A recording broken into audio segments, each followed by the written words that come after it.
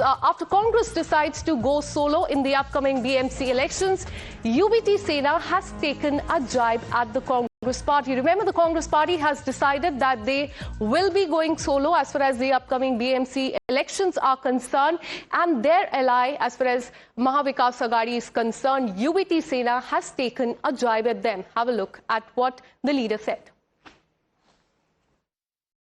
आप लोग भी कमाल करते हैं। मुंबई में कांग्रेस को गंभीरता से लेने की कोई आवश्यकता नहीं है। मुंबई में पिछले 30 वर्षों से लगातार कांग्रेस मुंबई महानगर पालिका का चुनाव हारकर विपक्ष में बैठती है, तो 2026 में कौन सा तीर मार लेगी।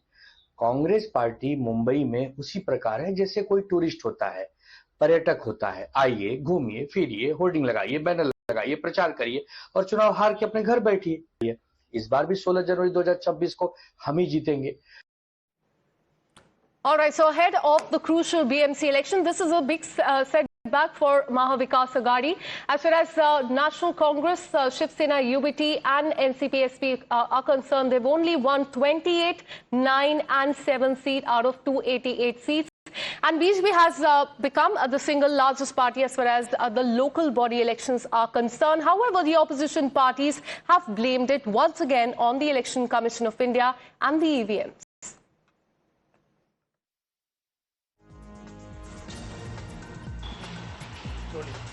असेंबली इलेक्शंस के बाद नगर पंचायत और म्युनिसिपल काउंसिल के नतीजे आ चुके हैं और इसमें महायुति अलायंस और पर्टिकुलरली बीजेपी एक बड़ी पार्टी बनकर उभरी है। लेकिन यूबीटी और कांग्रेस नेताओं द्वारा लगातार हमला किया जा रहा है, सवाल खड़े किए जा रहे हैं कि लगातार एक पक्ष इतनी जीत कैसे हासिल कर सकता है। करप्शन और ईवीएम को दोषी ठहराया जा रहा है। हमारे साथ बात करने के लिए बीजेपी के सीनियर लीडर राम कदम जी हैं। कदम सर, इस बयान को कैसे देखते हैं, जहां पर संपादकीय साफ तौर पर ये कहती है कि इसमें पैसे की लेन देन होती है, ईवीएम हैक किए जा रहे हैं?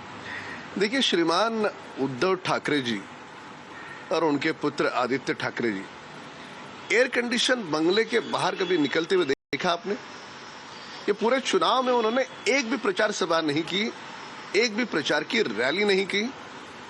किसी कर्मठ कार्यकर्ता के साथ वे खड़े हैं, ऐसा एक भी दृश्य नहीं है। तुम एयर कंडीशन बंगले में मोबाइल पे गेम खेलते बैठोगे और फिर बाद में हारने के बाद उसका ठिकरा दूसरे के सर पे फोड़ोगे, ये कैसी बात हुई? और यही कारण था, ये हारने वाले हैं, इनको पता था। उसके वजह से बार बार हारने के बाद क्या बोले, उसके लिए बहाना ढूंढ रहे थे। न्यायपालिका में जा रहे थे कि चुनाव और डिले हो, समय पर न हो। यही कारण था। श्रीमान शरद पवार जी भी कहीं नहीं गए, कांग्रेस का कोई नेता गांव में नहीं गया। और दूसरी ओर स्वयं मुख्यमंत्री होने के बावजूद आदरणीय देवेंद्र फडणवीस जी और हमारे दोनों उप मुख्यमंत्री अजीत दादा और एकनाथ शिंदे साहब, ये सारे लोग फील्ड पर थे। 50-55 सभाएं हर एक ने की। रोज कार्यकर्ताओं से संपर्क था, नेताओं से संपर्क था।